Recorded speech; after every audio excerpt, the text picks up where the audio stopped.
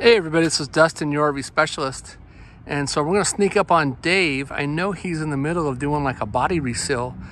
This is a 2012 Heartland Cyclone. And when I just came over to talk to him, I was looking at the Slideout. Dave, what was it you were saying about the Slideout? When I first opened it, this cable was all the way wow. stuffed in here. Yeah. And this piece was just sticking out. So I pulled it out.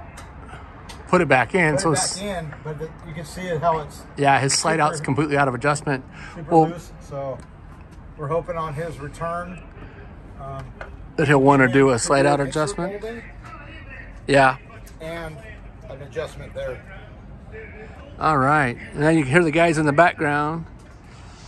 Anyways, while we're underneath here, what brought my attention to here was I seen the black mark where the rubber of the Slideout is rubbing up against it.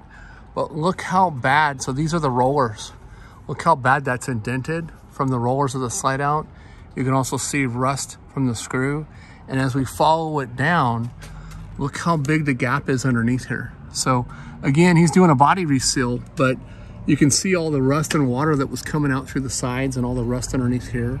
So it's really important to, no matter what kind of Slideout you have, crawl underneath the bottom of it. Look at this, is referred to as the flange plate. Right? A lot of times these are sealed on both sides, and what we'll end up finding out is that the sealant had failed on the top side of it, and it allowed water to come back through behind the T, and when it did that, it comes out here and then it'll usually rot the floor, which this guy's floor, it definitely feels rotten right here. So that's why that broke loose, and that's why that is sunk in so much.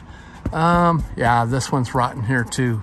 So we'll have to call him and let him know that he's got water damage. Oh yeah, it's completely rotted. So what the, oh yeah, the whole bottom of the room is rotted. You can hear it when I'm pushing on it with my finger.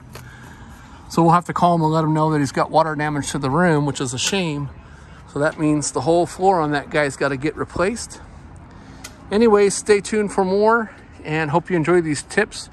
Hope this serves as a reminder. I mean, this one is, what is that, 2012? So it's 12 years old, but still it's a beautiful coach that's in here for some maintenance work. Yeah, make sure you keep up on all your sealants.